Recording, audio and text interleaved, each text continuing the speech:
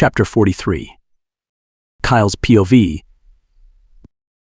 So you're telling me you have a sudden change of mind only a few hours after you were provoked to kill me in our living room, Julian asked, and I felt my face begin to pale. I was sitting with my ankles and hands still cuffed together on a chair directly in front of him while he sat on the edge of his bed naked and in a robe. I hope you're not taking me for a fool, because if you are, you're making a huge mistake, he laughed before taking a sip of beer that he had in his hands. Usually alcohol didn't affect us that much, but judging from the many empty bottles he had on the floor, he was probably pushing the limit we had to our alcohol tolerance to the max. Nova told the story of how you rescued her, and I thought you were pretty heroic, I told him while looking down at my cuffed ankles. As a beta, I knew what to do in situations like this, but it was still hard to lie through my mouth like this. The only way I can think of is to flirt with this guy and stroke his ego. I didn't want Meti or Caleb coming into this room with him drinking like this and practically naked, while he was wearing a robe it was open and showing his entire chest. If I had to sacrifice myself to save them, I would. I didn't want to flirt too much with him because if he tried to make a move on me, I'd probably throw up. The only ones allowed to touch me were my mates, and they knew I'd never purposely flirt with another man unless it was in a life or death situation like this. I mean, normally I'd rather die, but they were waiting for me outside of here, and if I don't, this crazy bastard would be all over Caleb and Meti, and I'm not letting that happen. He reached over, grabbed my chin in his hands, and looked me directly in the eyes. His green eyes started deeply into mine, searching for hints of any lies as he hummed. You can do better than that, can you? I heard from Angel that the runt sounded more convincing than you did. Maybe I should call him in here instead, he said before letting go of my chin and sighing dramatically. No, it's true. I really thought you were super cool and brave, I shouted and leaned towards him, accidentally falling out of my chair and into his lap. Oh, you're pretty bold, huh? Julian chuckled and my face turned red instantly. Oh, goddesses, what did I ever do to deserve this? Now my face was in another man's crotch and I was cuffed so good that I couldn't even wiggle away or break through the chains. The chains. Chains. What are these chains made from? I asked him, scared at the sudden realization that this entire time me, a beta wolf, couldn't break through them with pure strength alone. And you're smart. Maybe you were the right one to bring in first after all, he said as I pushed my body back to get out of his crotch. Pure silver, he said seriously with a huge smile on his face. I met up with some werewolf hunters and obtained some, so I molded them into chains. They were the same people that gave me some of those trusty darts that you had shot into your bodies not that long ago. He told me happily as I stared at him in fear. He was definitely insane. He was crazy. Out of his mind, just flat out deranged and demented. No werewolf alive would ever voluntarily meet up with not just hunters, werewolf hunters, and obtain their equipment. How the fuck did he even manage to escape from them? They must have caught on that he was one of US ... or maybe they didn't because he was a rogue. But of course it wasn't for free. I handed over Angel's ex-mate in return. You know Angel, right? The cutie with the dark blue hair and piercing on his right ear? Yeah, his mate was really abusive, so I rescued him from that terrible man, then handed him over to the werewolf hunters in exchange for some cool stuff. We can even hide our scents completely using some of the stuff they gave me. The only bad thing was that they kind of killed him before he shifted back, so he looks like a normal wolf and no one believes them that he was actually one of us. He rambled and I just felt my stomach drop and my heart started beating faster. I wanted to throw up. I wanted nothing more than to hightail it out of here and never come back. But I couldn't do that. I can't risk saving my life to put others in the future at risk of death or brainwashing. I need to do all I could to kill this man myself and rescue the people he's enslaved here properly. I'd turn them over to the council we have, and they'd do what they needed to do. See, I knew you were strong, I said seductively, even though every fiber of my being was telling me he was dangerous to deal with cuffed like this. Way stronger than any of the mates I have, I lied, and my heart ached just saying that. I knew my mates were each 1,000,000,000,000 times more strong than this dirtbag, but I'm in no position to go against a murderer. When I kill wolves, it's because it's an equal fight, or in a war he's killing and turning in his own species just to become powerful, and to befriend humans was a huge no. The number one rule we had was to never ever shift in front of humans, or to associate with them, While half of them think we'd be cool if we were real in their society, the other half only sees dollar signs or test subjects. Oh yeah? Am I better looking than them too, he asked while smirking, and I almost threw up a little in my mouth. You're the most attractive man I've ever met, I said swiftly, hoping he didn't notice how bad I was trembling. He yanked my chain and made me move from on the floor to on top of his lap in one swift motion. Prove it, he said, and I almost let a tear escape my left eye. Chapter 44. James's POV. One of you will go with 𝐿𝐕 to the mainland on boat to contact your alphas regarding the situation. Another one will go with me to see how close we can get to their base in the forest without getting spotted, and the other will go with Nuru to the witch that lives up 𝐊𝐢, he said, pointing east. And what about 𝐷𝐼? Asked, confused, as she looked over at me. 𝐷𝐼 stays here to guard. She's fully capable by herself, Cornelius said, and instead it coming off as him being an asshole, it came off sincerely like he had a lot of faith in her strength and abilities. Liam, you go with Cornelius because I know you and I don't feel like hearing you bitch and complain in this situation. Seth, you go with Nuru because I feel like you two are kind of close, so it won't be as awkward and it'll be faster since you're both pretty quick. And I'll go with 𝐿𝐕. Like Cornelius said before, there's not many boats that come around here, so we're probably going to sneak onto some tourist cruise again to use their phones aboard or use a phone once we reach the mainland. I said seriously, and for once none of my brothers had anything to say about my orders. They were both silent and nodded their heads in agreement. They wanted nothing more but to hurry up and bring Kyle home, and I couldn't agree more. I missed his scent already, and my wolf was anxious. Good. Now everyone go, it'll take hours to complete our tasks, and since it's early we should all be back before nightfall. Or maybe I should put it differently. Given the way those wolves are beginning to act, that if you're not back by nightfall, I'm going to assume you were captured. If you're captured, don't expect us to go storming after you. If we wanted to do that, we would have had Kyle, Meti, and Caleb back right now. You'll just be added to our rescue list, so no matter what, don't get caught. Those wolves aren't the only ones you have to be careful for out here, he said seriously, and I was kind of surprised that he was still trying to be nicer to us even without Caleb around. Liam, Seth, Cornelius is the first lion shifter we've ever met. He was only nice enough not to kill us because of the pack treaty. Other cat shifters out here don't think the same way. There could be more lions out there and maybe even leopards out there. I love both of you, so be careful.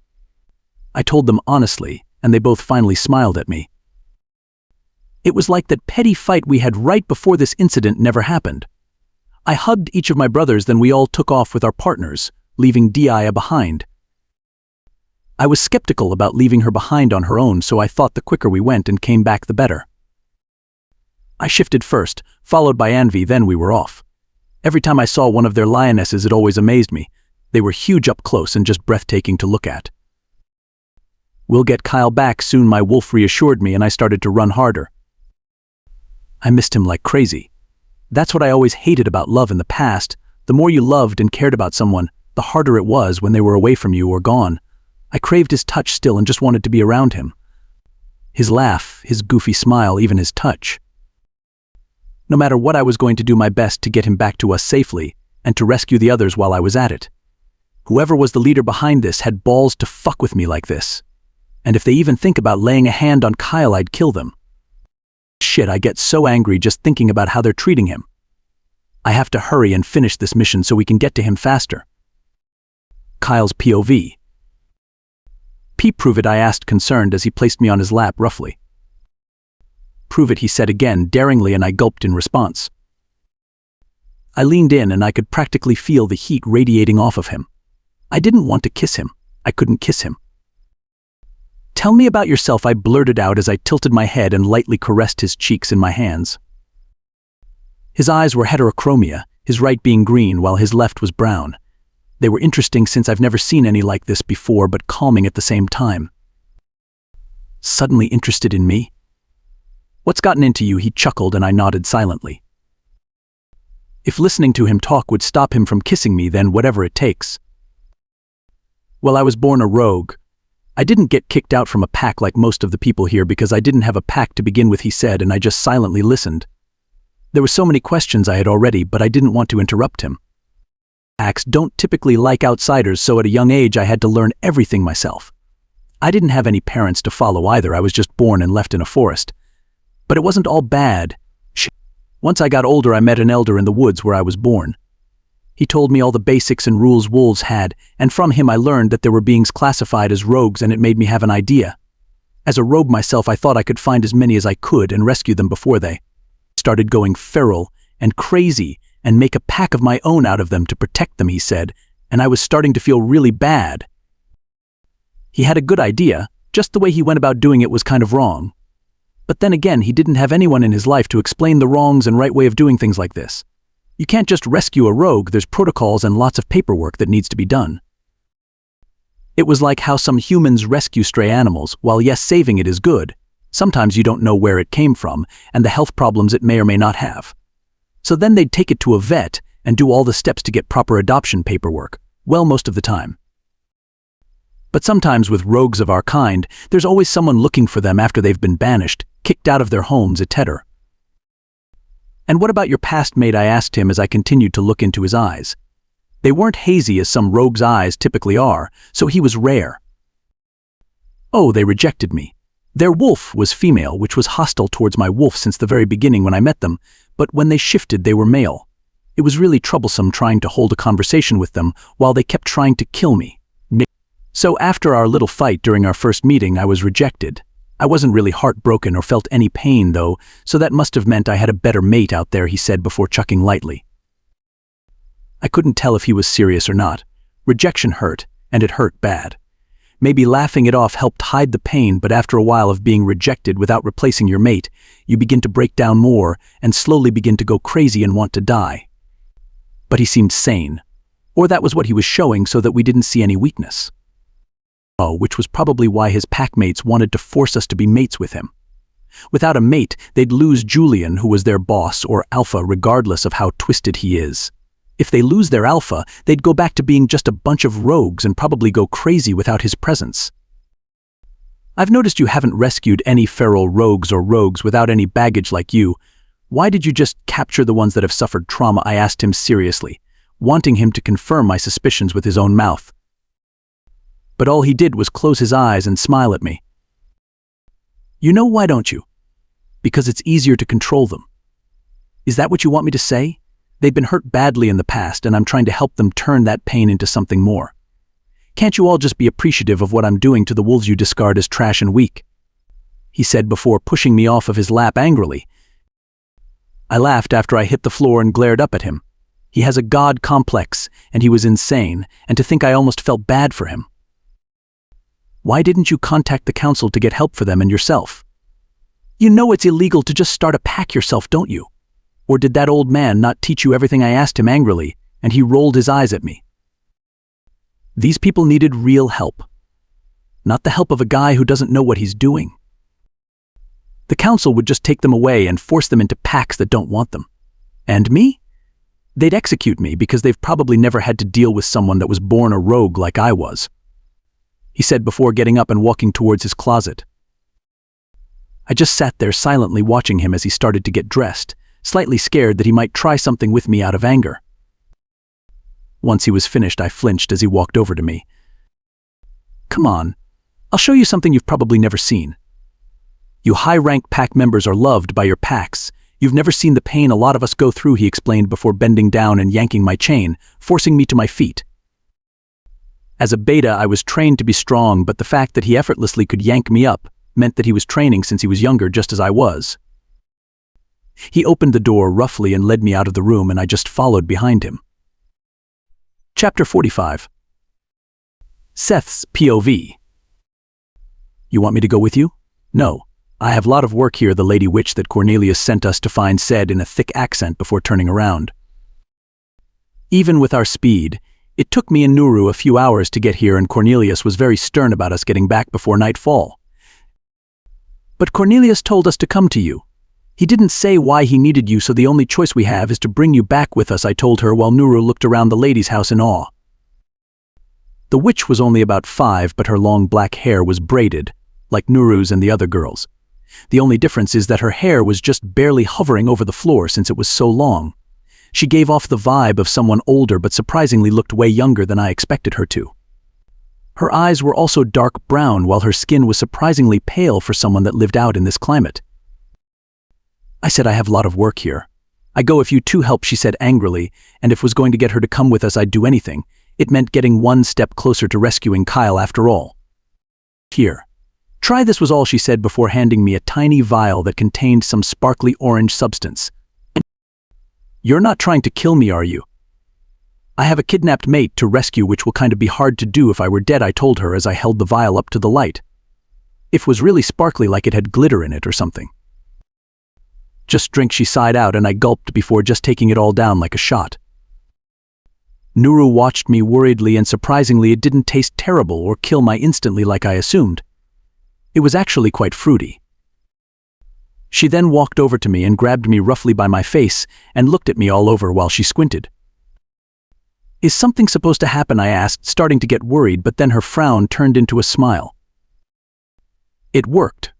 Okay, I go with you now, she said happily before turning around again and ignoring my question. Wait.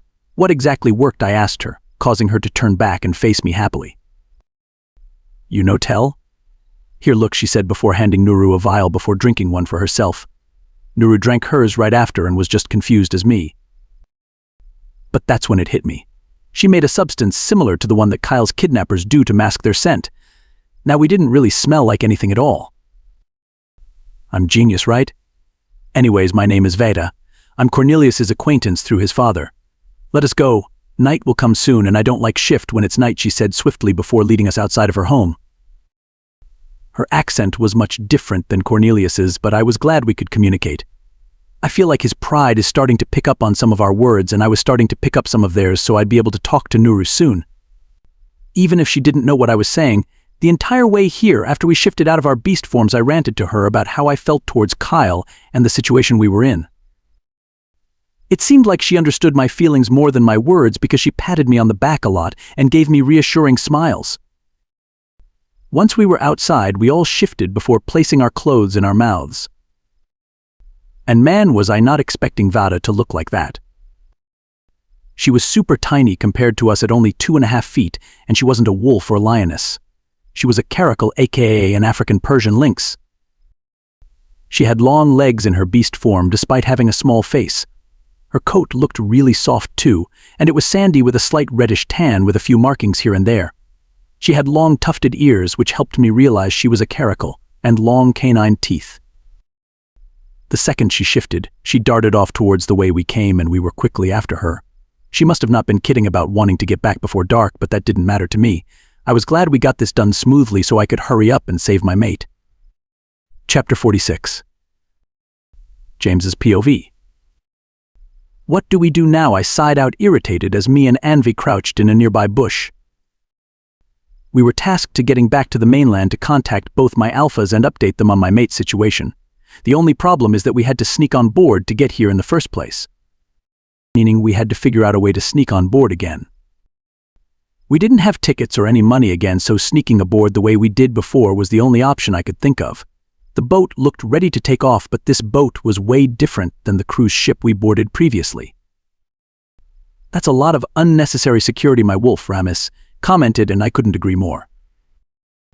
This must have been a private ship to some A-list celebrity because there was at least 30 guards walking around the ship cautiously and alert. There wasn't any way for us to get in without getting seen or caught, and I didn't see any other ships coming. We needed to get back to Cornelius's territory before dark, so it only gave us a few hours to get on a ship, get to the mainland and make a call, then somehow get back here and travel all the way back to his territory. Oof, this is irritating, I commented as Anvi looked around besides me. She probably was thinking of a way for us to get on board just like I was. Isham, she hummed out while I closed my eyes and tried to calm down and think. Maybe we could pass as the rich person's pets? No, that was stupid. I'm sure rich people know what pets they have.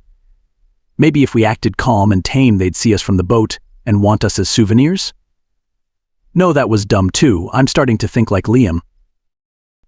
Anvi said excitedly before she started to repeatedly smack my arm. What? You thought of a way? I asked her curiously as I looked in the direction she looked in.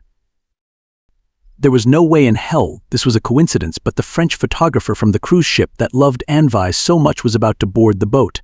If we could somehow get him to give us a ride there and hopefully back, we would be perfect on time and I'd be a step closer to rescuing my mate.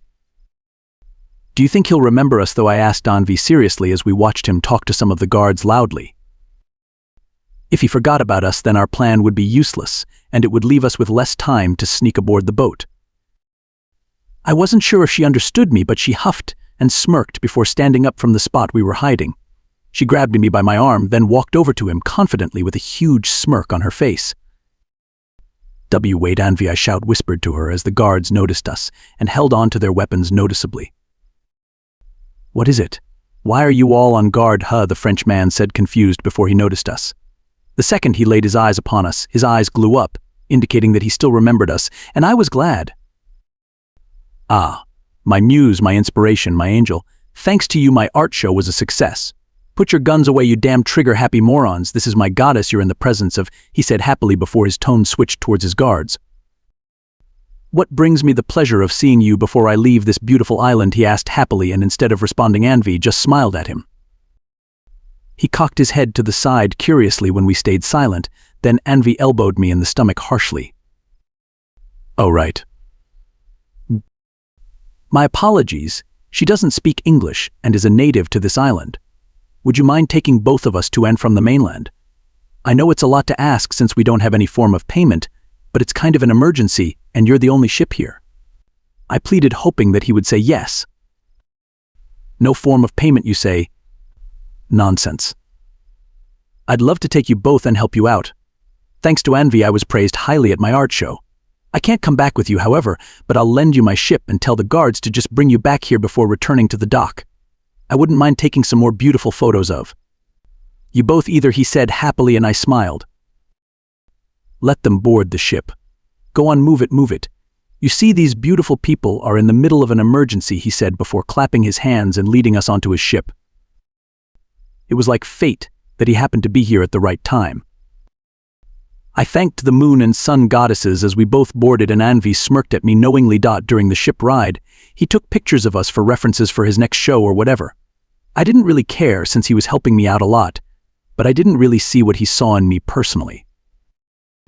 𝐊𝐵 was a pretty girl. Her eyes were doll-like and her hair was long and healthy. Him taking her picture made sense, but mine? I was pretty average looking, I think, but if it helped him, I guess it was fine. "Beautiful, beautiful. I'll even give you a copy to give to your lover. I'm sure you have one with a face like that. Très beau," he said before looking at me smiling.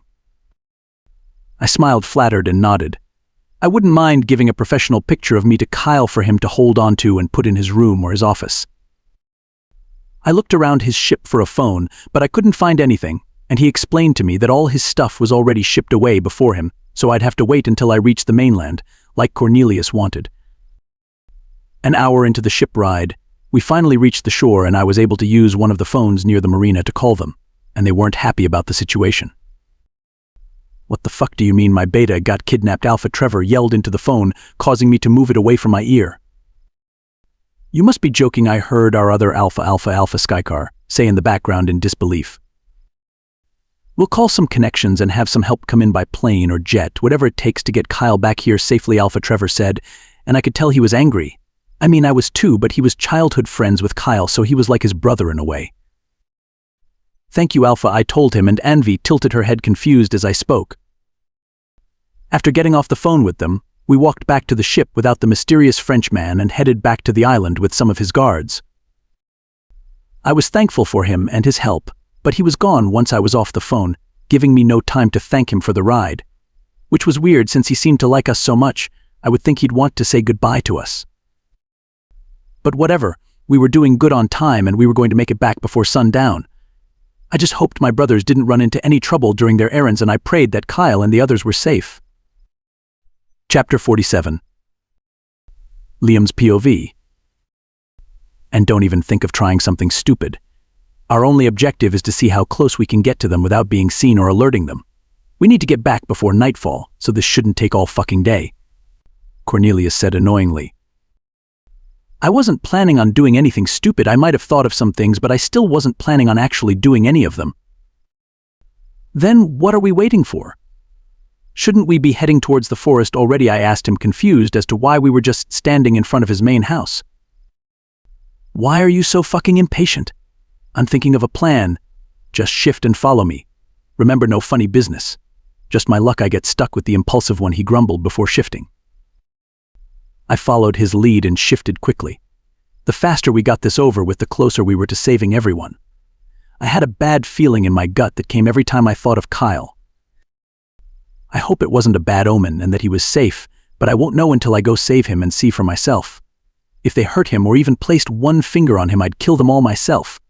He deserved the world, and if they were torturing him, I don't even know what I'd do. Cornelius smacked me with his tail angrily, snapping me out of my thoughts, and I shook it off and continued to follow him. Now wasn't the time to get on my head and think of unimaginable things. The faster I did what I needed to do, the quicker he'll be back in my arms. 𝐷𝐼 waved bye to us from the porch, then we took off cautiously into the forest. The forest was filled with noise, from bugs to loud animals, so I think it's good that we can get lost in the noise. They wouldn't hear us get too close, and hopefully we can find their hideout pretty fast. After 30 minutes, I continued to follow quietly behind Cornelius's lion, and suddenly he just stopped, making me crash into his ass. I growled lowly, then he flicked his tail and smacked me with it again. Fuck, this asshole was really trying his luck, but that's when I saw it. A few hundred yards away from us, there stood a small makeshift village. I was glad that we were finally here, but we were still kind of far away at the same time. Do you think we're within reach to mind-link Kyle or Caleb? My wolf, 𝐀𝐥𝐻, asked me, and it was actually a pretty good idea. Caleb? Kyle? Can either of you hear me? I called out within our links, but I didn't get any responses. Maybe if we were closer I could, but the second I tried to go around Cornelius to inch closer, he stopped me by placing his huge paw out. I know he didn't want me to get closer than we already were without a plan, but it wasn't like we could communicate in this form. We didn't have any way to talk to each other, we could only do physical communication. I rolled my eyes as he put his paw back down and tried squinting to get a better look at the village. They placed their hideout in a good spot, nicely hidden away from tourists and deep into the forest where no real threats can bother them with their numbers. We weren't sure if any of them patrolled this far out, which was why Cornelius was being overly cautious, but at the same time I kind of hoped that I saw one of those bastards. I guess Cornelius could sense my anger, but he didn't do anything about it. All he did was look at me before crouching low to the ground and getting closer to the village, so I followed his lead. I hoped that I could get close enough to at least make contact with them through the links, but even though we inched closer and closer to where they were being held, I couldn't make any connection. This isn't normal, my wolf chimed in, and I couldn't agree more. Our links usually worked for miles, especially with our mates after we marked them, and we were only a few yards away from them now, but I couldn't reach my mate, or Caleb. My blood started to run cold, and my mind kept thinking of everything terrible. What if they did something to him? My wolf said quietly, and I growled lowly. If something happened to him, I would have felt it, but then again, I can't feel anything from him. I got taken out of my thoughts by being smacked again in my face. I was thankful because it calmed me down, but at the same time, I'm like inches away from biting off this bastard's tail. Even though my body wanted to stay glued to where we were or just go running towards the damn place, I forced myself to follow Cornelius back. I just needed to be patient. Me barging in there might hurt him more than do any of them any good. I had to think. I can't just keep rushing in with strength, it'll just end up like last time. I didn't want to see him with all that blood on him again. I refused to. Chapter 48. Kyle's POV. Come on, I'll show you something you've probably never seen. You high-ranked pack members are loved by your packs. You've never seen the pain a lot of us go through, Julian explained before bending down and yanking my chain, forcing me to my feet. As a beta, I was trained to be strong, but the fact that he effortlessly could yank me up meant that he was training since he was younger, just as I was. He opened the door roughly and led me out of the room, and I just followed behind him. It was unusually quiet despite this being their main building. I thought I'd hear and see all kinds of people running around or talking, but it was dead silent. It's like everyone was hiding because they could sense Julian's anger. You're a beta and you have 3 male mates, so I'll show you the pain you probably are too stuck up to see, he said sternly while he yanked me behind him quicker. What the hell was this psycho going on about now? Just because my position was high in the hierarchy didn't mean anything in our pack. Everyone was treated pretty much equal other than the alphas and Luna, of course, when it came to status. I was looked up to, of course. I protected a lot of people and took years to earn respect. The packs were once separated to begin with. Our Luna had 2 alphas from different packs as mates, and due to some circumstances we became one huge pack. But not everyone was happy with the merge. I fought to keep my place as a beta and work harder to outshine the pack's second beta too. Betas, alphas, lunas, they're all just a bunch of worthless titles. I'll make sure you realize how worthless you really are, he grumbled to himself, and I felt my heart start to race again. Was I seriously going to die here? Was he going to hurt me just because I was a beta? No, I wouldn't let him get the chance to. If anything, I'd just have to use up all my training to do what I had to do, escape. If I formulated a plan and thought it through, I could probably get us out of here without them hurting us too badly. We're here. First drink this, Julian said before pulling out a small vial with purple liquid. He was crazy if he thought I'd just willingly do whatever he wanted to. I moved my head in refusal and he growled at me. It wasn't an order, he snarled before he grabbed me by the back of my head and pulled my hair roughly. He popped open the vial and put the liquid in his mouth before forcing his lips against mine. He used his tongue to force it down my throat and mouth while I tried squirming away from his grasp. The second his lips left mine, he kicked me hard in the stomach, forcing me to swallow it and cough afterwards. "Are you okay?" Caleb whimpered in our mind link, but it was starting to get fuzzy and staticky. I gasped for air and groaned out in pain on the floor as I felt my body start to tingle. "What did you do?" I asked angrily while I glared at him. All he did was smirk and grab the annoying chain again, yanking me off the floor before I had time to recover. "We're here." "That was just a precaution for later," he said before opening a huge wooden door on the first floor. Once he opened the door, he walked inside, pulling me behind him as he looked around. The room was small and clean. The walls were baby blue with random clouds on them while the floor was white oak wood. The only thing that really stood out in this room was the huge window that covered 60% of the wall directly across from the door. It had no blinds or curtains or anything to block the outside. There was also some nursery equipment and a changing table near the right side of the window. There wasn't anyone here, though. There were small beds lined up along the right side of the room, while on the left side chairs and tables were placed directly across from them. "What am I here to see exactly?" I asked him, confused, but he just silently walked straight, leading me towards the window. I didn't understand why being in this certain room was him showing me how worthless I was. I'm just extremely confused, but that's to be expected when dealing with a psycho like him. I was just a pawn in his twisted game. Once he stopped at the window, I looked outside. Outside the window, there was a small play area. There was only a swing set, slide, and a cute little elephant-shaped sandbox, but it was still a good-sized play area. But what the fuck did this have to do with anything? More importantly, why did I have to swallow some liquid before coming in here? My entire time here, I've never once spotted a child or any pups around, not to mention any pregnant members. So why was there a room that seemed to be a nursery-type room and a playing area for kids? Your face is so cute when you're confused. Still don't get why you're here, or why this room is here. "Because this is something you'll never get to have unless it's with me," he said without even looking at me. He just continued to look outside and confuse me further. "What the fuck are you talking about?" I asked him as tears started to flow down my face. I didn't want them to, but all the emotions going through me right now just hit me hard. If I was putting 2 and 2 together, this sicko thought he had the nerve to say he'd be the only one to impregnate me. Me being pregnant was a touchy subject for me to begin with, but there was no way, absolutely no way I'd let him have the satisfaction of me bearing his kids. "You're sick," I spat at him in disgust, but he smiled, still not looking at me. I tried to mind-link Caleb, but I couldn't. It was like yelling in an empty cave. And that's when it hit me. The liquid he made me drink was to help render my mind links to everyone. The realization made my knees weak and my legs gave out. I sat there on the floor, staring outside at the play area in shock while he continued to look at it. I don't know how he got that stuff here, and I don't want to know. I don't want to be here anymore. I never did. I was strong and unbreakable, but I think he finally broke me. This year I fought against a lion, finally mated with my wonderful 3 mates after years of knowing them, and now this. I don't know what I did to deserve this, but maybe I used up all my good luck and am just getting what I deserve at this point. "I don't want to have your pups," I told him in a mellow tone as tears continued to flow down my eyes.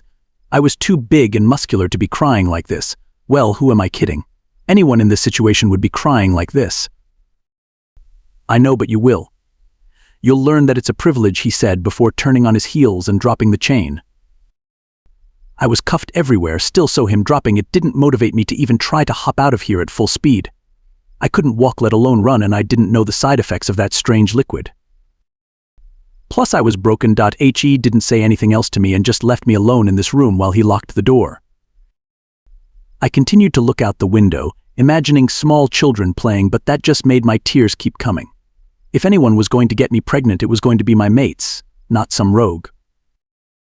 They wanted me to have their kids more than anything, and they were patient enough to wait for me to mate with them for ages. Normally you'd get right into mating and marking within days or weeks of knowing your mate, but they waited for me to be ready. And here I was, crying and trapped within some psychotic cult of a pack.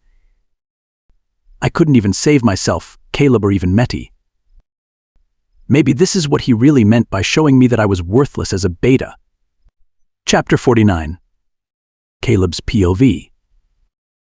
I said no thanks, I said, scared, as Briar tried to feed me a bowl of oatmeal. "They haven't eaten my cooking. So what makes you think they'd stomach your crap?" Angel told him while he tried to feed Meti, but instead she just made a huge HNP sound and turned her head away in annoyance. "I can't help it, those lions have this cutie with nothing but a cute face accompanied by skin and bones. And since the boss really likes that big guy, I think he wouldn't mind me keeping this one," Briar said confidently as I tried to move away from him. "I don't plan on anyone keeping me. I wasn't a pet or some object, I was me." I tried to mind-blink Kyle, but I couldn't get through. I knew he was here, but it's like I couldn't connect with him. His smell was still strong, I could feel his presence and his emotions, but I couldn't get through to him. "They must have done something to him," my wolf said, filled with worry, and I completely agreed. There just wasn't any other explanation. "Ouch. You freaking bitch," the blue-haired boy, Angel, shouted, bringing me out of my thoughts about Kyle. "What happened?" Briar asked, finally getting up and getting out of my personal space. "Fucking lioness bit me," Angel whimpered before glaring at Meti. I scooted in front of her as fast as I could with these restraints on and shielded her with my body. I felt like they were going to strike her, and even though I'm not as strong as Kyle or Cornelius, or even Meti herself, I don't plan on just sitting back any longer. Whatever, protect each other all you want. "Come on, Briar, I'm not going to keep wasting food on these two," Angel shouted before grabbing the bowls of food and stomping away. Briar didn't say anything. Instead, he looked at me one last time before winking and walking out. I shivered, but Meti nuzzled up against my neck from behind me, calming me down slightly. I still didn't favor the feeling of being touched, but for some reason when her or the other girls do it, along with Kyle, it makes me feel at ease. "We'll get out of here soon, Meti," I told her before turning in my shackles to face her. I turned so that we were both sitting across from each other, face to face, with our ankles still cuffed and our hands cuffed behind our backs. "I'll try my hardest to protect you," I told her, and I think she understood what I said or meant because she gave me a huge smile and look of appreciation. Meti was my age, which was probably why I felt really comfortable around her. She was usually really energetic and hyper, but at times like these, she was super strong and cool. I was glad that I was still in the same room as her because if I was alone, I most likely would have broken down.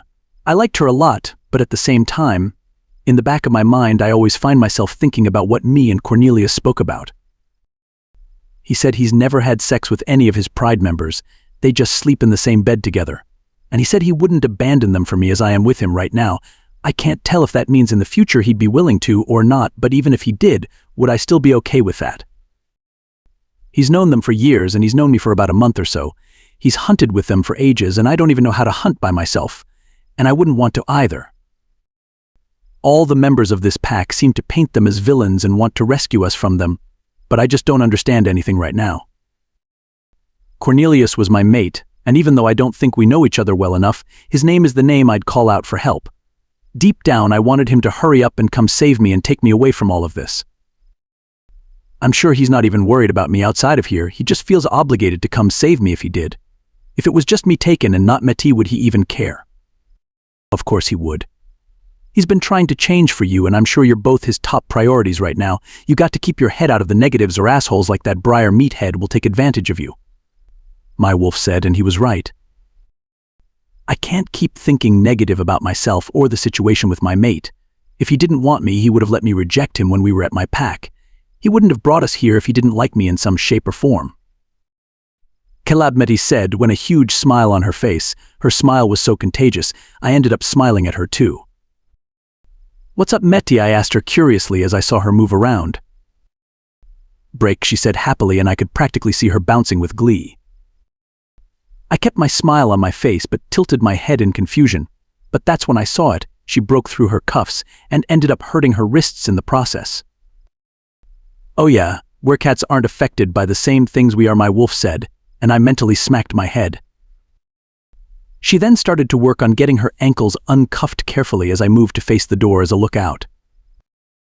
Kyle, I don't know if you can hear me, but we're going to rescue you and get out of here soon, I shouted through our mind link, and hopefully it went through. Even if it didn't, I still planned on helping him get out of here with Meti. He took one for the team and literally sacrificed himself so that we wouldn't have to go in and talk to their boss Julian. For that, I'd always be grateful for.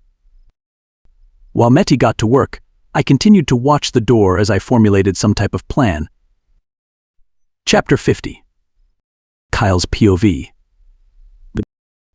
I sighed after I got myself together and finished crying. I'm usually dramatic, but crying like that was starting to give me a huge headache. I tried getting out of my restraints again and was yet again extremely unlucky, so I went back to looking outside the window. The play area still haunts me regarding Julian's plans to have children with me, but it was never going to happen, so I didn't let it get to me anymore. I was a beta, and even though I had 3 mates, the chances of me getting pregnant are slim to none. While it may be possible, my body is just built differently. Omegas and females could have children. Rarely have I seen others besides them have kids, but it's still slightly possible. But Julian wasn't a proper alpha, nor was he any of my mates, so him impregnating me just can't happen. But we don't know if he has any more tricks, my wolf said, and he was right. With all the werewolf hunting stuff and elixirs he has, I wouldn't be surprised if he looked for a way to get me knocked up. My wolf growled mentally just at the thought of that bastard trying to put his hands on me. I didn't belong to him, and I never will. I kept looking out the window sadly, thinking of ideas on how nice it would be once my mates are back in my arms while looking at the nature outside. He had us kept in the cell for so long I almost forgot what it looked like outside. Behind the play area led to the forest. I'm pretty sure it led north to where Cornelius's territory was, judging by how the sun rose the other way and the way the shadows of the swing and slide fell. Kids. I don't know how I'd feel about having kids. My mates seemed to be the enthusiastic type when it came to the idea of having pups with me, but maybe they weren't so bad. After all, I liked the Alphas and Luna's children when they were both born, and I was besides them the entire time they were raising their oldest daughter. If having children didn't hurt my pack duties, then maybe I'd consider it. Just the thought of my mates breeding me made my head get all fuzzy and my face hot. I shook my head out of my lewd thoughts and squinted my eyes. I must be losing my mind because it looked like behind one of the bushes near the slide, Anvi was shifted and crouching stealthily. She looked around, then finally looked up at me and flicked her tail in signal. What the hell was she doing here? She couldn't be alone. But if she wasn't alone, that would mean... Knock knock, Julian said, entering the room happily behind me. I saw his reflection in the window and quickly turned around, not wanting my back to face him. You're still looking at where our children will play. I'm glad to see you're enthusiastic finally, he said while he walked towards me. If I could see her, he'd probably know he'd definitely see her too. The idea of having kids is starting to not be as bad as I thought it would be. I'm warming up to the idea, I said honestly.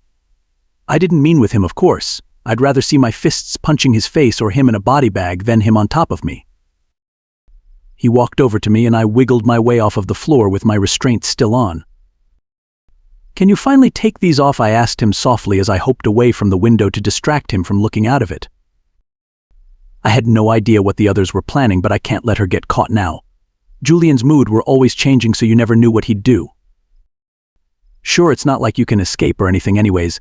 If you did anything, the others can sense when I'm in danger and would hurt your friends and come after you in a heartbeat, he said while pulling out a bunch of keys from his back pocket. I hoped towards him and turned around, and he got to work on taking off both of my restraints. Once they were off of me, I rubbed my wrists and winced at how bad they looked. Since I was trying to force them off, the cuffs really dug into my skin, but at least they were finally off. I hope that Caleb and Meddy's wrists aren't as bad as mine because, ouch. I wasn't sure when they'd heal, but after a long time they were free. As I began gently rubbing my wrists, Julian tilted my head up with his right hand softly and stared into my eyes. I never understood why some people still craved for others even when they knew that their hearts belonged to others. Instead of backing off of me when he knew that I had not just one, but 3 men that my heart belonged to, he chose to be arrogant and ignorant by still wanting to have me. You look so sexy with those cuffs on, but without them you look good too. I'm going to go look for something to put on your wrists, he told me before slowly moving his hand away and leaving. He didn't lock the door this time since I didn't hear anything click like before, but just as he said, there's no way for me to leave without him alerting everyone here. But I knew that my mates and the others were finally here and had a plan. Kyle, I don't know if we're going to. Soon Caleb mind-linked me, but it was super duper choppy. I have no clue what he's trying to say, my wolf laughed, and I smiled. I had no idea what he tried to say either, but I was glad to know that he was well enough to try to talk to me, and I was also happy that something was finally coming through after what Julian made me drink. I knew that my mates were here, but my links were still staticky and mushy. It was the equivalent to having bad reception on a phone call or a really crappy walkie-talkie. Be careful, I mind-linked my mates along with Caleb, hoping that even though I couldn't receive anything from others, they could at least hear me. I don't like this situation, though. They were trying to rescue us from the outside, and I think Caleb and Metty were going to try to help them, but there was a lot of rogues here and Julian. We'd need the help of more people if we were going to get out of here, okay? And I honestly didn't want to see anyone get hurt, well, other than Julian. These rogues weren't crazy, just misled. They came from bad traumas and backgrounds alike and just wanted a place that they could feel safe and fit in. But that didn't excuse them for the things they've done and continue to do. Maybe I could get a word in with the council and find them the help that they need, but knowing Cornelius, he was going to want to wipe them all out, including their entire makeshift village. Instead of walking out the door, I walked back over to the glass window and looked outside to see if Anvi was still out there. Walking felt kind of weird since I haven't done it in so long, and I almost tumbled just going a few feet. She was indeed gone, and I sighed out in relief since it didn't seem like anyone else spotted her, but it made me really curious as to what their plan was. Chapter 51. James's POV. Remember, we sprayed on that mysterious stuff so that our scents will disappear. Meaning Kyle, Caleb, and Metty, along with everyone else in there, won't be able to smell us. Just because we can't be smelled doesn't mean we can't be heard, Liam. So follow the plan and be stealthy. I told everyone in front of Cornelius's house before we each took off onto the forest. The plan wasn't as simple as I wanted it to be, but it should be just as effective. Liam and Seth were going to go rescue Kyle. Nuru, Dia, and Anvi were going to rescue Caleb and Metty. And Cornelius and I were in charge of taking down their ringleader. The only problem was, we never really figured out who it was. Vada said she's seen the guy a few times before when they were wandering around the land, looking for territory, so we have a pretty decent description to go off of. She said he was a pretty tall male, close to my height, and had different colored eyes. But it didn't matter what the dude looked like now because we were going to rearrange his face with our fists.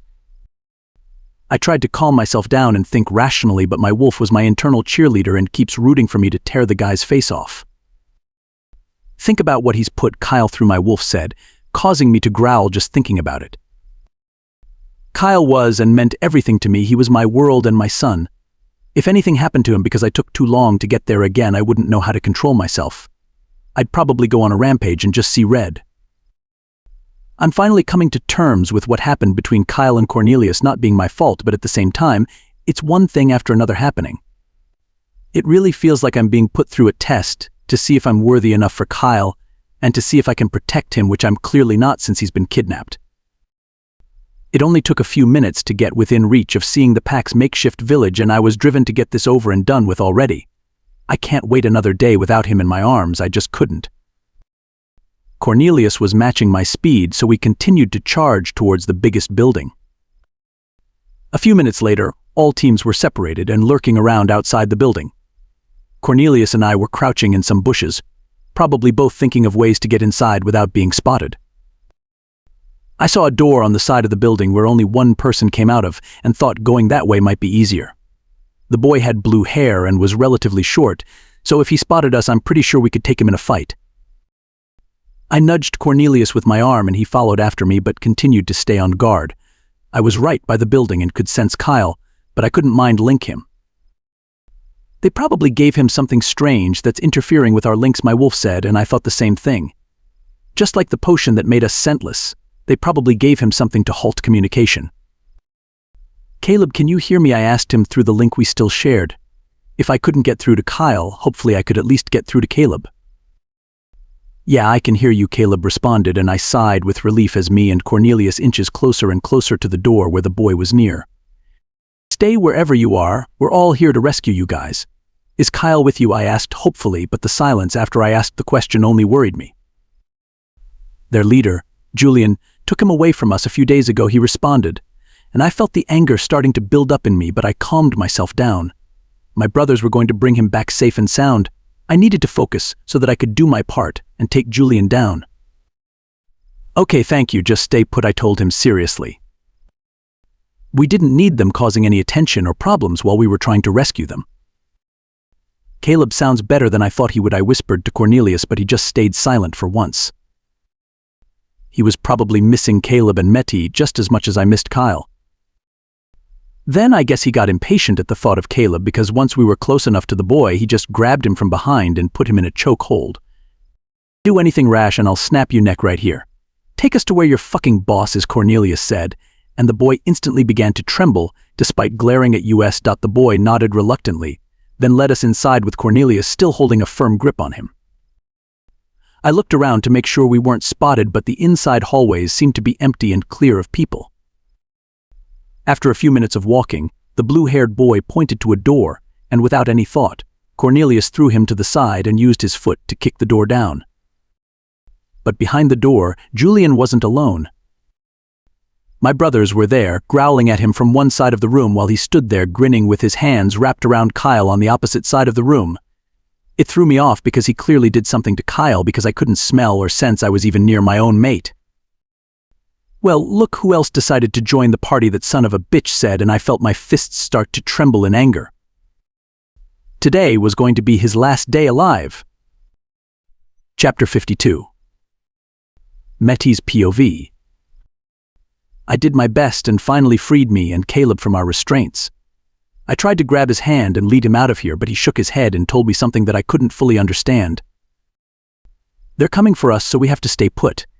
If we leave this room and someone from this crazy place finds us, we'll cause more trouble, and they're trying to be stealthy, he told me quietly, but all I could really understand was the word stay put. I didn't get why we had to stay still, but I just nodded my head and decided it was for the best to not try to argue with him. He must have a good reason for us to stay in this ugly cellar, so I'll think this through and follow his judgment, but just because I had to stay in here didn't mean I couldn't rig the room. I rubbed my wrists and they stung from being restrained for so many days. Within those days, I've pulled and tugged on my cuffs so much I thought I was going to cut off my circulation. Suddenly, a loud bang pulled me out of my thoughts and Caleb stood in front of me, guarding me from the door. We haven't ate in days, but he still found the strength and will to want to protect me. I used to think he hated us since we were a different species from his kind, but I think he slowly started to like us. Or maybe at least come to accept us. During this whole chaotic kidnapping situation, he's shown that he likes me enough to protect me. He's stopped me from getting hit by them. And even now, we both don't know what that bang meant, but he quickly rushed in front of me to shield me from whatever danger lurked behind the door. I smiled and peeked from over his shoulders, since I was taller than him and both of our eyes were glued to the door. After the bang, silence followed, but we didn't move our eyes away for even 1 second. In cases like this, you never let your guard down because you never know what would happen. If it was someone on the enemy's side, we'd be screwed. There wasn't anywhere to hide here since it wasn't furnished and was more like a cold holding cell. After a few more seconds of silence, Caleb turned around and led me back to the spots we usually were in here. He pretended for our cuffs to be on and we just sat back on the floor, facing the door anxiously. Then we heard the bang again. This time it sounded even closer than before. I looked over at Caleb and his face paled, but I couldn't figure out why his sudden change in mood came. It didn't look like he was concerned about the mysterious banging, so some wolf thing must have happened. "I can't smell Kyle anymore," he mumbled as tears began to flow down his reddened cheeks. I looked over at him sadly and nudged him with my elbow to try to comfort him. I didn't like when he was sad or crying. I always wanted him to smile and laugh, but he doesn't do that much either, but I'll make him smile and laugh one day. As soon as we get out of here, and in the future we might look back at this and laugh. "It'll be okay. Don't cry," I told him, and even with the language barrier I think he understood what I said. He shook his head and nodded to me before putting on another serious face. I was also starting to worry about Kyle. Ever since he was taken away a few days ago, I've been restless. He sacrificed himself for us, and I couldn't repay him enough for doing that. I didn't want him to do it. If anything, I would have gladly taken the role to save him and Caleb, but he was stubborn and decided to do it instead. He was loud and always smiling, loving and caring, so if any of those people outside did something to him, I'd hurt them and wish them 1,000 deaths. He also was the reason Caleb decided to give us a chance. That alone made him a good guy in my book. A third bang went off, and this time I heard it come from directly behind the cellar door. The closeness of it made my breathing almost stop and my heart pound endlessly. Whoever it was, I just hoped they were on our side and not the enemy. Caleb shifted in his spot, and I saw the serious look on his face. We were both super determined to save Kyle and hightail it out of here, but before that, I had a little plan of my own. Then suddenly someone kicked down the door. Chapter 53. Caleb's POV. I felt Matty clutch onto me from behind me as the door was kicked down. I didn't know what was happening outside or what caused my mind links with the others to start failing, but I knew Julian had to be behind it. From losing my link with Kyle and the others to losing my sense of smell on any of them, something had to be going on that no one seemed to inform me about. But that didn't distract me from the fight or flight adrenaline that just kicked in within my body. The door literally flew off the hinges and something or someone came running in like a madman. Since it was dark in here, I couldn't see who it was, and since I couldn't pick up on their scent, I couldn't tell if it was an enemy or if it was someone on our side who came to rescue us. So me and Matty did what anyone else would have done. We started throwing punches. Not one, not two, but just full out, countless swinging with the last inch of strength we had in us. "Wait, hey. Chill out.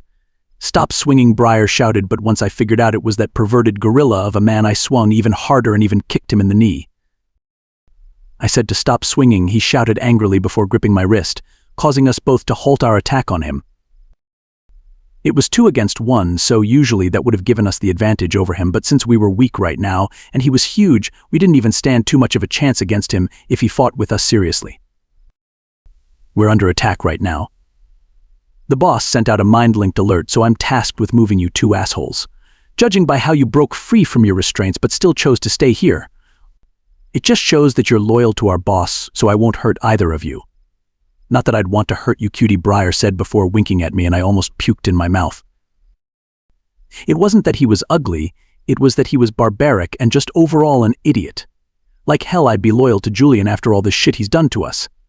But that just meant that Briar didn't know exactly who was attacking them. Yeah. Wouldn't it be safe for us to just stay down here?" I asked, yanking my hand away from him and going back to Matty's side. "I think so too, but it's boss's orders and I'm going to follow them. Plus, even if we are under attack, I'm pretty much the strongest one here. No mean to brag or anything," he said before flexing his muscles arrogantly. I rolled my eyes but then saw 3 figures creep up slowly from the doorway. I squinted my eyes and couldn't really make out who they were until they quietly crept into the room and came closer. It was Nuru, Dia, and Anvi. They signaled for me to not get them noticed, so I decided to distract Briar for them. I mentally gagged and cringed, but if it was going to get us out of here, I needed to do it. "Briar, do you mind if I touch your bicep before we go?" I asked him in the fakest voice I could do. It didn't sound remotely like me, but even with the room being a bit dark, I can tell he lit up enthusiastically. It almost made me feel kind of bad that I wasn't genuinely caring. "Well, I can't say no to such an honest request from a cutie like you," he said with a slight blush on his face before flexing again. The second I touched his right biceps, the girls shifted and pounced on him. I closed my eyes tightly and felt Mettie's hands cover my eyes while I plugged my ears. I wasn't the type to stomach scenes like this properly, and even when they took me along on their hunts, it's been giving me flashbacks to when Kyle fight with Cornelius. "The sly bastard just got what was coming for him," my wolf commented as I swallowed some of my own saliva. Even though I know what a lot of them did was bad, I can't help but to feel sorry for them. It wasn't anyone's fault but Julian's for manipulating everybody here. It could have just as been me or anyone else. They were just at the wrong place at the wrong time when they stumbled upon him. A few minutes later, Mettie guided me up the stairs and waiting until we were out of the cellar to remove her hands from my face, which I was really grateful for.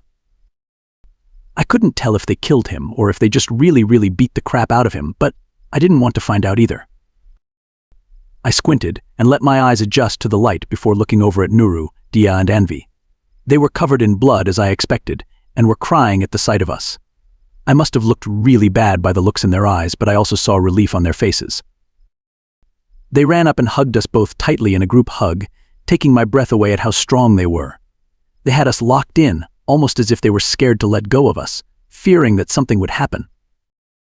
I was glad to see them and was happy to be freed from that dark cellar, but part of me wanted to see him more than anything. Their hugs made me feel good despite how touchy they were being, but it was like the only hug I really wanted was from Cornelius. It was weird, but it was probably just my wolf affecting me and our mate bond causing me issues. Even though we haven't bonded fully by mating and having sex, since we've been close enough to bond, him not being by my side these past couple of days has been taking a toll on me. Mentally, and now it's starting to physically affect me. But those side effects will be over soon. I'll see him soon enough. After everything here is over, he'll be by my side again. I just hoped that wherever he was helping Kyle finally get away from Julian. I knew Cornelius was strong. There was no doubt in my mind that he could probably take Julian down alone, but I also knew that Julian liked to play mind games with people and play dirty. I started to get worried about Cornelius and Kyle, along with the others, but I shook my head and snapped out of my thoughts. They were strong and I believed in them. We started to go look for where Kyle was being held, but then suddenly Mettie stopped running. "Mettie, what's wrong? Did you forget something?" It wasn't like we brought anything here other than the clothes on our backs to begin with, I told her, confused, and she shook her head no. Then what was it? What could she possibly need here? And that's when I saw her dart back to the cellar.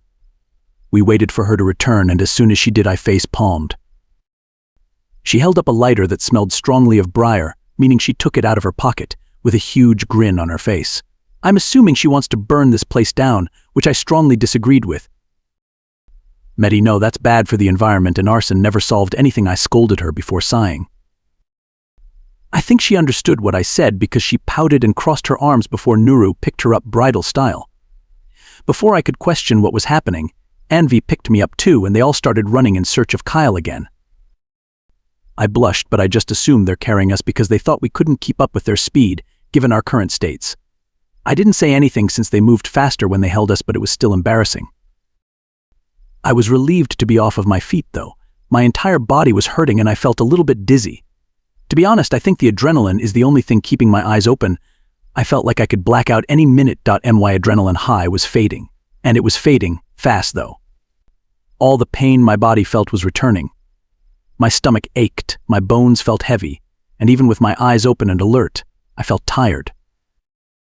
I suddenly felt my heart sting and I started to tear up a bit. I hoped Cornelius wasn't hurt. Chapter 54. Kyle's POV. "Stop touching me," I told Julian seriously as I tried to move away from him. It didn't work, though. He just wrapped his arms around my waist tighter and rested his chin on my right shoulder. "And why would I stop touching the man that'll give birth to my children?" he asked calmly, but I could feel the air get heavier in the room the second he finished his sentence. He definitely had a death wish. Not only was Cornelius in the same room as us, but all three of my mates. My very angry mates. James, Liam, and Seth. I haven't seen them in what feels like forever. I was relieved that they looked good. I didn't want them beating themselves up like they did last time. This time they looked ready to kill for me and in the right state of mind. "Get away from him," Seth said angrily, and my knees almost trembled at how deep his voice was. Julian only laughed in response, and I glared at him before trying to get out of his grasp again. I still felt relatively weakened, since I practically starved here, so I didn't have much strength to scratch his eyes out like I wanted to. Within a few seconds, tons of wolves came into the room. Julian's followers were clearly alerted by him, giving my mates and Cornelius an unfair advantage in numbers, but I'm sure they could make up for it in strength. I mean, we did have a lion on our side after all. I'm just not sure if Julian sticking so close to me was a good thing, considering Cornelius's lion would definitely kill both of us in a heartbeat. You all saved me the trouble of having to hunt you down. Now we can take you all out at once, Julian laughed while my mates continued to glare at him. Their eyes were locked on him. They didn't seem to mind the tight situation they were in at all. They seemed to only have one thing on their mind: killing Julian. But who could blame them? He was full of himself and just a complete asshole on top of being psychotic. He didn't care about how others felt, he only cared about himself. The people Julian called in started to circle around my mates and Cornelius as I continued to try to pry myself away from him. Every second his hands stayed on me made me feel sick, which isn't normal. I still had no clue what this bastard did to my body and how I could reverse whatever spell he put on me. Sheesh. Stress isn't good for your body, Julian said before leaning in closer to me, and that's when I had a shiver run down my back. This bastard actually tried to kiss me, in front of my mates. I physically shuddered and turned my head away, but he forced me to look at him roughly by yanking my chin. I gulped, trying to stomach my upcoming vomit as he tried to bring his lips towards mine. But the second he was even a few centimeters away from my lips, I heard my mates growl in unison. I looked behind me to see 3 angry-looking wolves ready to tear their teeth into Julian's throat. Julian did nothing but pull me closer and smirk with his hands around my waist. He was clearly confident and trusted the numeral advantage he had over us. Then we heard a huge explosion. It came out of nowhere and it made my ears begin to ring.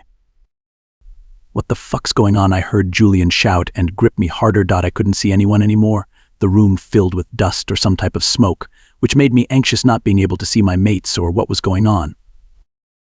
Then I heard it. It was a gunshot, and it made everyone stop shouting and get quiet, but since no one knew who got shot, the silence didn't last long. I still couldn't see, but I heard chaos break loose and growling, stuff crashing, and just fighting break out as I tried to free myself again. I felt something wet start to drip onto my face, and since I couldn't tell what it was, but it felt gross. Was Julian drooling on me? Fucking gross. I did one last huge push, and he actually released me, and I felt his weight get off me. Why'd he let me go? I asked myself as I squinted, and slowly the room's smoke started to clear. Once the room was aired out, everyone continued to fight, but I saw Julian hunched over holding his side.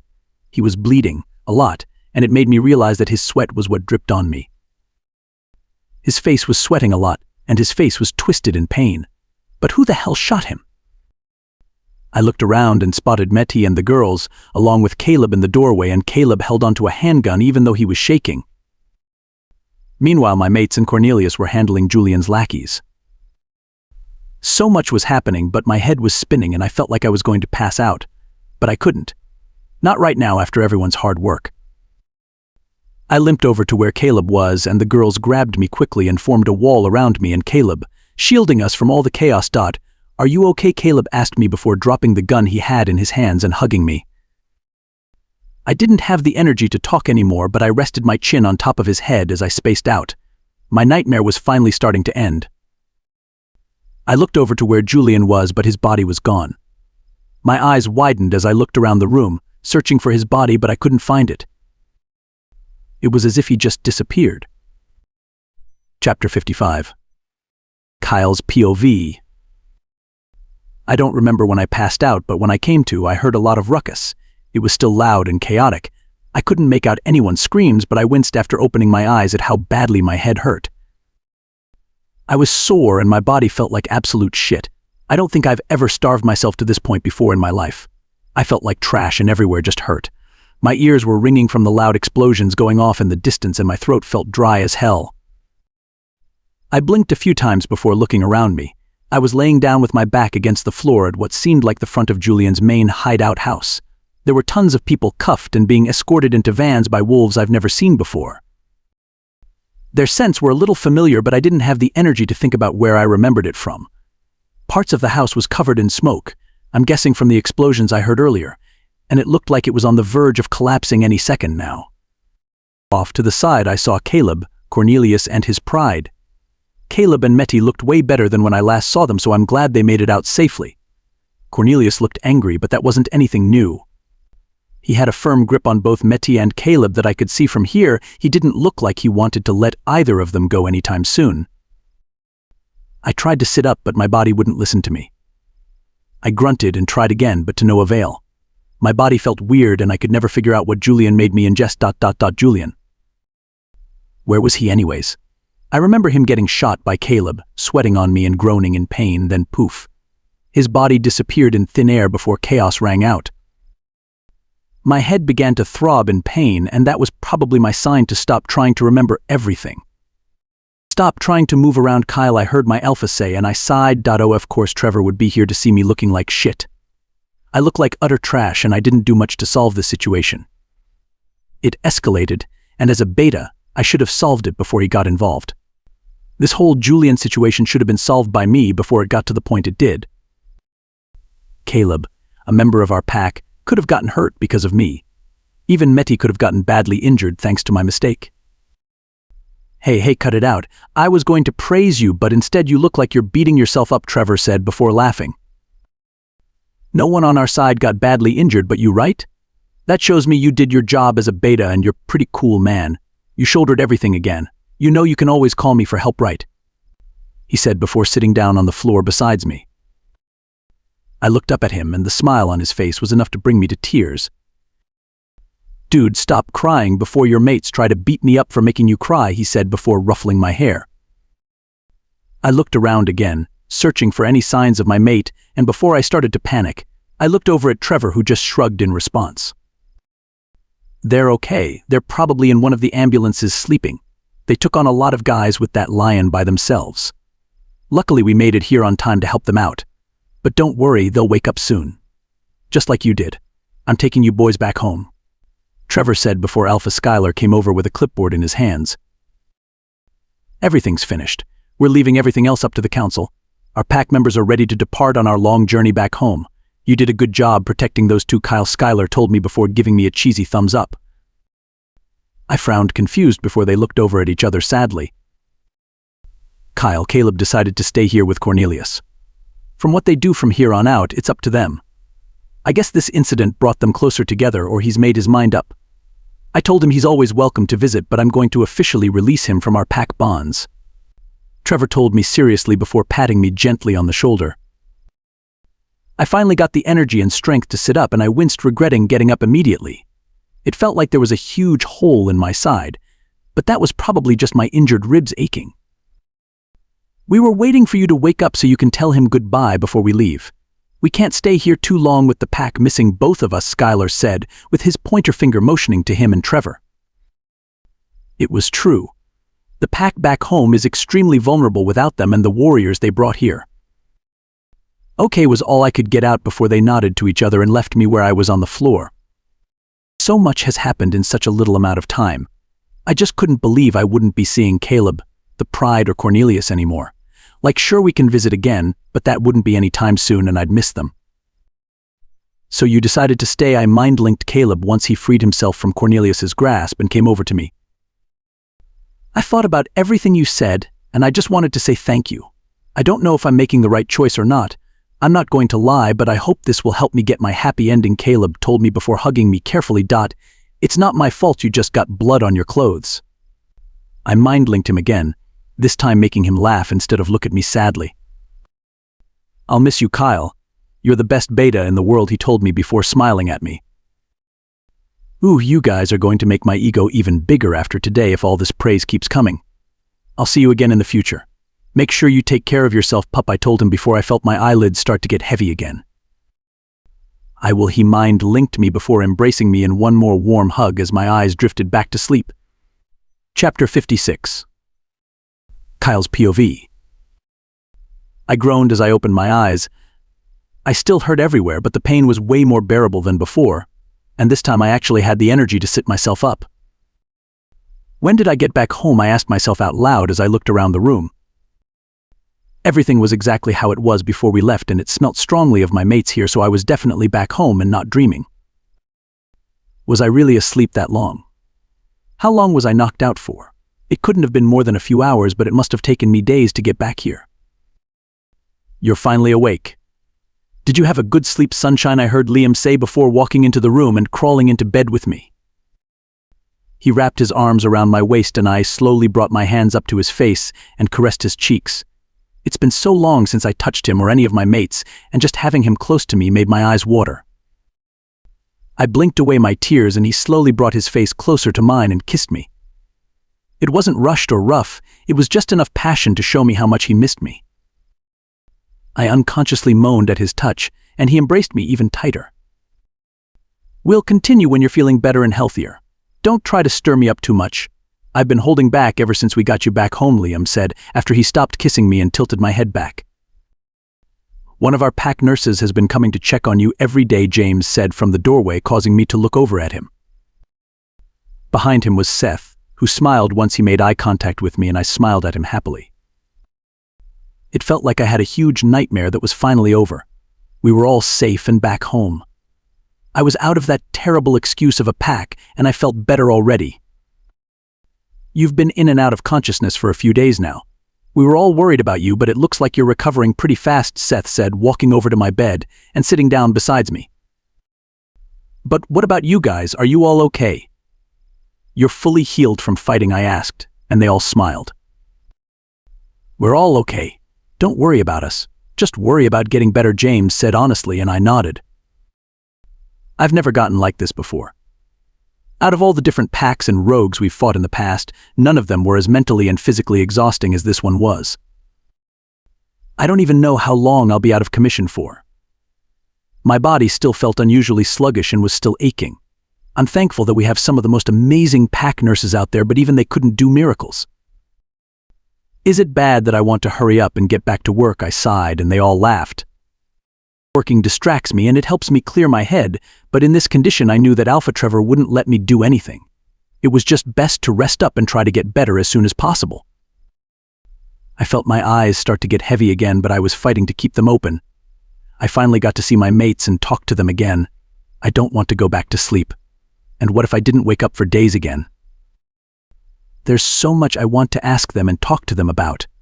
I could always go to sleep later. Right now I wanted to stay awake and stay with them. Baby, stop fighting it. We'll be here when you wake up, Seth said gently before kissing me on my cheek. Stop. No, I don't want to go back to bed. I don't want to go to sleep just yet. Kyle, James said with his voice filled with authority, listen to Seth and go to bed. I pouted and closed my eyes gently before I felt another kiss land on my forehead. I could tell it was from James since his kisses and touch were so different from his brother's. I felt the weight of the bed get lighter and forced my eyes to reopen. Okay, I'll stay in bed with you for a bit. I already finished patrolling for today anyways, Liam said before he climbed in bed with me and covered us both up with my blanket. I turned around and buried my face in his neck before inhaling his scent.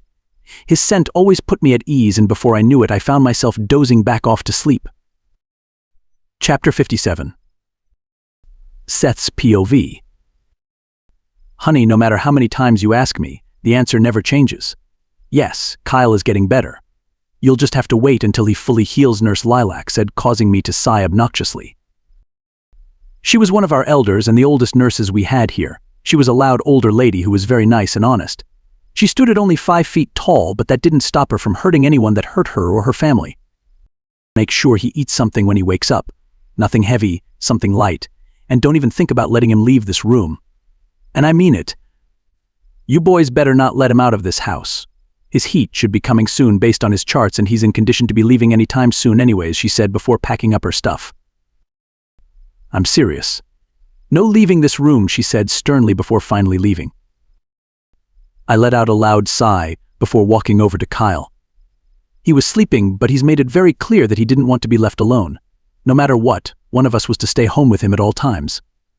Which we didn't mind, but if his heat was coming soon, it'll be harder for us to stick by his side in this room. I sniffed the air and felt my face heat up. His heat was supposed to come in another week. It wasn't supposed to be here this early, but maybe sleeping all the time has made him irregular somehow. Seth, he groaned, and I turned around, making my back face him. He was awake. Awake and probably horny, but he's still not better yet. I can't do anything with an injured person. Seth, he moaned, and I covered my ears as my body shuddered. I don't even remember how long it's been since I kissed him, let alone slept with him. I've missed the touch of his body, the warmth of his skin, and the tightness of his. Seth, I heard him say seductively, even though I tried my hardest to block out his voice. Seth, you do know I can hear what you're thinking, right? What tightness were you saying you missed? Kyle asked, and I felt his hand touch my shoulder gently. His touch made me shake with pleasure, but I refused to touch him if he wasn't at his healthiest. He still needed to heal, and even if we did do something, he'd probably overwork himself. I don't want him passing out on me. That would make us have to wait for him to get better even longer. We're not going to have sex, I told him seriously, and I turned around to face him. His face was already as red as mine, and his scent was driving me crazy.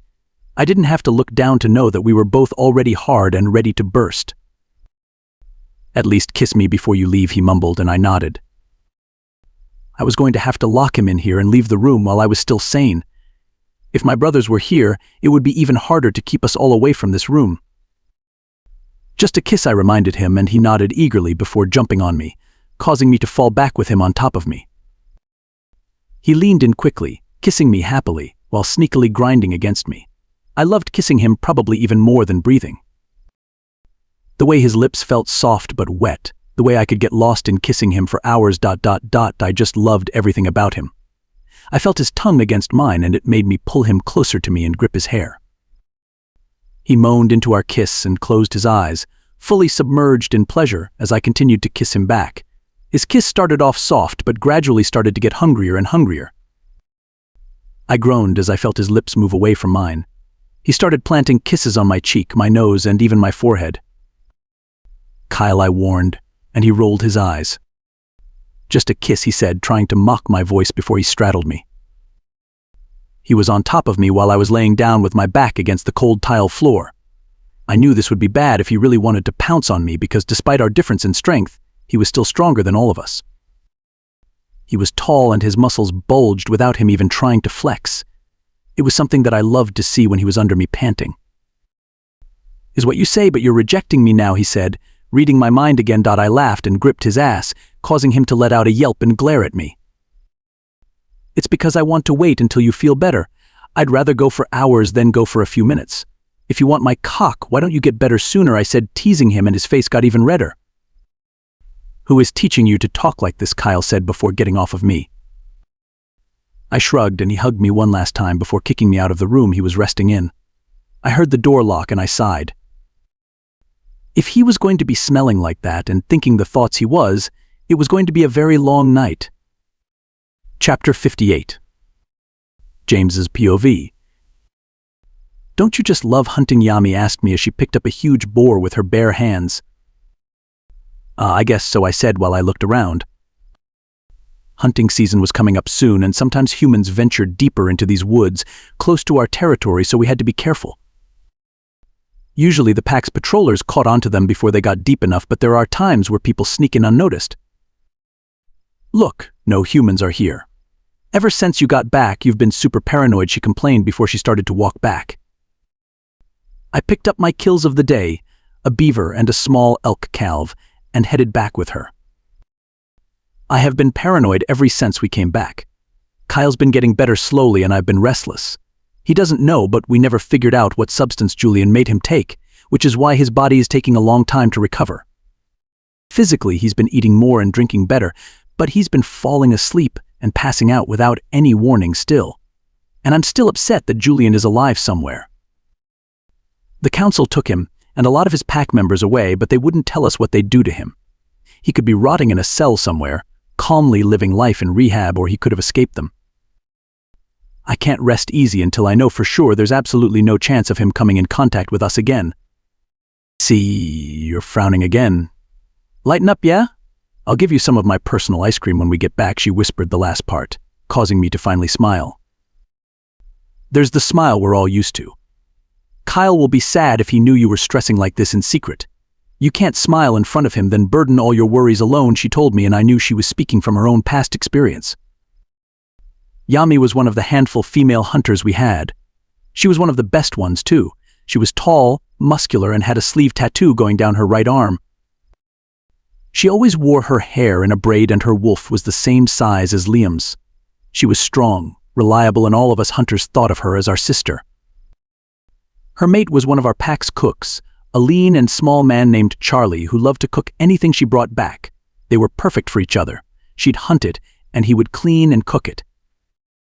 But even though they were always seen happy, she told us one day that they weren't perfect despite being mates. I started learning that about my relationship with 𝐊𝐤𝐬. I was raised under the impression that having a mate was easy and the best feeling in the world. In reality, it's kind of scary. I love him, and if anything were to happen to him, I don't know what would happen to me. It scares me to even think about a world where he doesn't exist. A world where I can't feel his touch or hear his laugh. You're frowning again, 𝐊𝐤𝐬 stated before she stopped in front of me. We were about a mile away from the pack house where we were going to drop off our hauls when she stopped me. Okay, there's only one way to get this frown off your face, she said aloud, more to herself than to me while her back was facing me. We're going to race the rest of the way. If I win, I'm going to run all the way to your house and tell 𝐊𝐤𝐬 about your worries. If you win, you get my ice cream and bragging rights that you beat the amazing and invincible 𝐊𝐤𝐬𝐬. She said, but before I could process what she was saying, she started counting down. Wait, 𝐊𝐤𝐬𝐬, 𝐊𝐿's in heat, and I tried to explain to her, but she just started counting louder over me on purpose. 3.2.1, she shouted loudly, and we both took off running towards the kitchen's direction. I don't know why I'm even humoring her, but knowing her, it didn't matter if any of us were in heat or rut. Once her mind was made up, she was going to do what she wanted. The only way to stop her from seeing 𝐊𝐤𝐬 and telling him unnecessary stuff was to beat her in this stupid race. It wouldn't be easy carrying our kills with us, and she was already pretty fast to begin with. Damn it, 𝐊𝐤𝐬𝐬, I shouted, and she laughed while we ran with all our might. I blushed and felt embarrassed once other pack members started to look at us curiously and concerned. Some of the pups started laughing at us, which made me even more embarrassed because the sight of us running must have looked silly. Once the kitchen's back door was in sight, I forced myself to run even faster, and I beat her by only a few inches. I dropped my kills and put my hands on my knees while I tried to catch my breath. I felt unconditioned, and I was now covered in both blood and sweat. Why were both of you running? We're not going anywhere, you know, Charlie said, peeking his head out from the kitchen's back door window. Do you got the goods, Daddy, 𝐊𝐤𝐬𝐬, said, making me cringe and Charlie blush. Please never say that in public again, he said before holding up 2 small bowls of ice cream. 𝐊𝐤𝐬's lucky he has a mate that worries about him so much, she said before dropping the huge boar she hunted earlier and falling onto the floor, catching her breath. Thanks for cheering me up, 𝐊𝐤𝐬𝐬, I told her before I collapsed onto the floor next to her. We both stared up at the sky while our backs were on the grass. James, stop goofing around and get home. It's almost time for my shift and we need to swap 𝐊𝐤𝐬𝐬 duty. His pheromones are getting stronger and I can't hold out any longer. Liam mind-linked me, causing me to chuckle.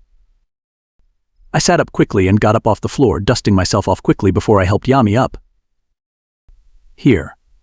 Take it to go, 𝐊𝐤𝐬𝐬 said before she handed me my bowl of ice cream, and I took it before giving her a side hug. Go wash up, I told her, since she was drenched more than I was, and she gave me a thumbs up. Yeah, she better. She's not coming into my kitchen like that, Charlie said before closing the window, making us both laugh. Chapter 59. Liam's POV. 𝐊𝐤𝐬𝐬 cut it out. I can't last much longer, I shouted while covering my nose. He was releasing pheromones since he was in heat, and we were told not to mate with him. Deutsch is extremely hard when you have a boner and your mate's on the other side of the door trying to seduce you. The nurse said we can't. I whined as I felt my face start to get hot. His pheromones were definitely growing stronger by the minute, and they were already driving me insane. I don't know how James is going to last near the door if they get any stronger than this, and I still had to go to work, sporting a hard-on. If we be gentle, the nurses won't be mad, right? My wolf asked, and I shook my head childishly. No, not happening. I can't cave in first. James and Seth always blame me for shit. but I'm going to listen to the nurse and do as I'm told for once. Liam. Honey? I don't want to do anything. I just want the door open. I don't like being alone, Kyle whimpered on the other side of the door, but I can hear his nails clawing at the wood on the door. No, baby, it's for your own good. You have to listen to the nurses and doctors. You're almost healed, then we can go at it for hours, days even.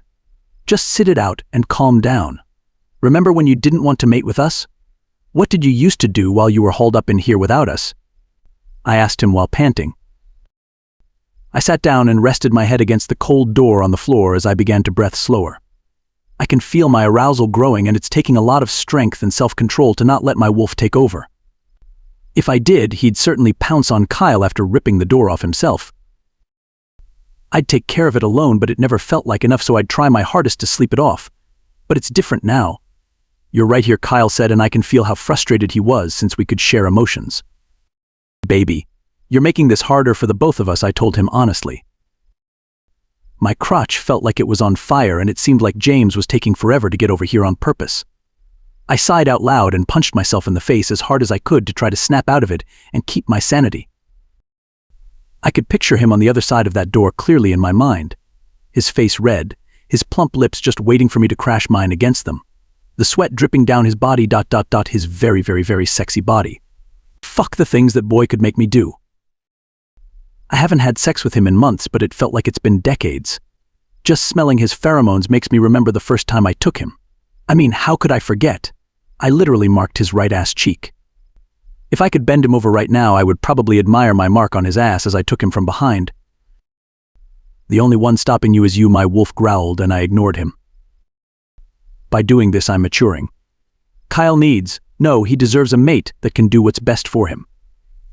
And that's exactly what I'm doing by standing guard outside with my dick still in my pants. A few minutes later, I heard Kyle grow quiet and the begging finally stopped. I got worried, but just in case it was a trick, I stayed put outside the room he was in. You can do this, Liam. Just a few more days before you can have all the sex in the world that you want and skip work, just to fuck your mate, I told myself, but I was really starting to get worried. I mean, what if something really did happen to him? What if all that begging made him exhaust himself, or maybe he passed out again?